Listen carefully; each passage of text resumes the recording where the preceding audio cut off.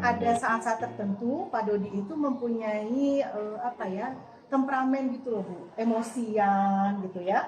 Kemudian dia juga hobi banget terlambat mengumpulkan administrasi sekolah.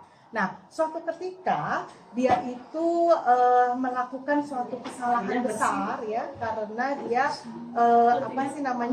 dia dapat mengambil uang karya wisata gitu ya, jadi dia korupsi gitu loh Bu. Nah, dari kesalahan fatal itu akhirnya kepala sekolah memutuskan untuk untuk Pak Dodi ini dipecat gitu. Nah, setelah dipecat ternyata kan Pak Dodi ini sebagai kepala rumah tangga yang notabene-nya istrinya itu tidak bekerja, tidak mempunyai anak yang kecil-kecil.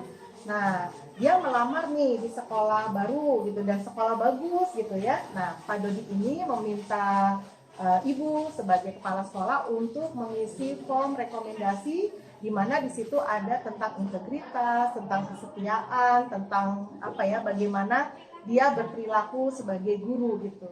Jadi menurut Bu Ari bagaimana tanggapannya? Oh, kasusnya itu sangat menantang ya Bu Weti ya? Iya, betul. Ya, baik. Dari kasus yang Ibu ceritakan tadi ya, seandainya nih saya jadi kepala sekolah, nantinya yang akan saya lakukan di sini sebelum nih mengisi form ya, rekomendasi tentang kinerja beliau pada di sini, saya mungkin akan mengajak diskusi pada Pak Dodi dulu ya di sini. Saya ingin mengetahui kesanggupan beliau untuk memperbaiki sikap dalam mengajar dan juga berjanji untuk tidak melakukan kesalahan yang sama di sekolah yang baru. Kemudian nantinya saya akan meminta jaminan kepada beliau karena saya sebenarnya itu tidak mau berbohong lah gitu ya dengan keadaan atau artinya keadaan posisi Pak Dodi, kemudian saya mengisi surat rekomendasinya itu tidak sesuai dengan kenyataannya. Iya, betul. Tetapi saya juga kasihan gitu ya, merasa kasihan iba gitu ya kepada beliau, kepada Pak Dodi. Karena kita tahu Pak Dodi itu kan tulang punggung keluarga. Dia memiliki istri dan juga anak-anak. Sedangkan anak-anaknya itu kan masih kecil. Nah, di sini sebagai tulang punggung keluarga, beliau itu kan harus mempunyai penghasilan tetap begitu. Ya, jadi Ibu mengalami dilema etika ya Bu ya, antara kebenaran dan kesetiaan ya Bu ya. Iya Bu Weti, itu sangat dilema sekali ya buat saya. Sebagai kepala sekolah harus mengambil keputusan itu yang tepat. Iya. Jadi keputusan yang Ibu ambil, apakah Ibu akan mengisi form tersebut dengan apa adanya, atau Ibu akan mengisi form yang lebih baik? Oke. Dari kenyataan gitu ya. Setelah saya ngobrol ya dengan Pak Dodi atau di sini beliau ya,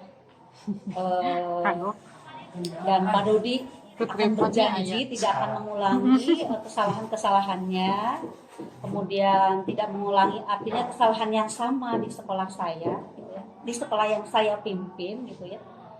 Karena ini adalah kesempatan emas ya buat Pak Dodi. Mudah-mudahan sekolah yang sekarang yang akan beliau mengabdi nantinya menjadi sekolah terakhir buat Pak Dodi untuk berkarya dan menjadi yang terbaik. Iya. Apa pertimbangan Ibu mengambil keputusan demikian, Bu? Pertimbangan saya di sini karena saya itu memang peduli ya terhadap kehidupan Pak Dodi.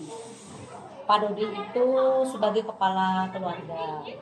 Kemudian Dia mempunyai istri yang tidak bekerja, otomatis beliau sebagai tulang punggungnya, dan juga memiliki anak-anak yang masih kecil-kecil yang masih membutuhkan biaya yang tidak sedikit lah ya.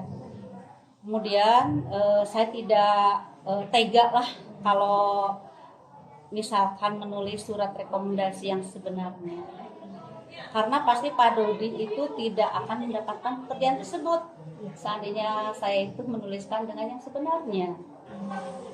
Saya berani menulis surat rekomendasi yang bukan sebenarnya karena saya sudah bertemu dengan Pak Dodi, kemudian memastikan keputusan saya tepat dan ada jaminan dari Pak Dodi itu sendiri. Oke, Bu Ari, terima kasih atas tanggapan pada kasus ini. Mudah-mudahan Bu Ari tetap sehat, bahagia. Terima kasih Bu Ari. Sami-sami Bu Weti, mudah-mudahan Bu Weti dan keluarga sehat, semangat dan sukses selalu ya.